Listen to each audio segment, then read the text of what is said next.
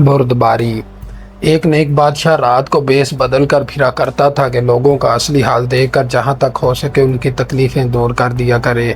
جاڑے کے موسم میں وہ ایک رات شہر کے باہر کسی ویران مکان کے پاس سے جا رہا تھا کہ دو آدمیوں کے بولنے کی آواز آئی۔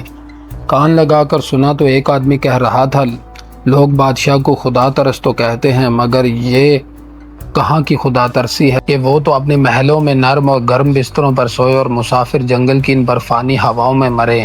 خدا کی قسم، اگر قیامت کے دن وہ بہشت میں بھیجا گیا تو میں کبھی نہ جانے دوں گا۔ دوسرے نے کہا، حکومت میں خدا ترسی کہاں، یہ خوش آمدیوں کی باتیں ہیں۔ یہ سن کر نیک بادشاہ واپس چلا آیا اور محل میں پہنچ کر حکم دیا کہ دو غریب مسافر جو شہر کے باہر فلاں جگہ پڑے ہوئے ہیں انہیں اسی وقت لے آؤ اور کھانا کھلا کر آرام سے سلا دو۔ چنانچہ فوراً حکم کی تعمیل ہو گئی۔ صبح جب دن چڑھا تو بادشاہ نے بلا کر مسافروں سے کہا، بھائیو، شہر کے باہر تمہیں تکلیف تو ضرور ہوئی، مگر یہ تمہارا اپنا قصور تھا کہ 9 بجے رات تک بھی شہر میں نہ آئے اور دروازہ بند ہو گیا۔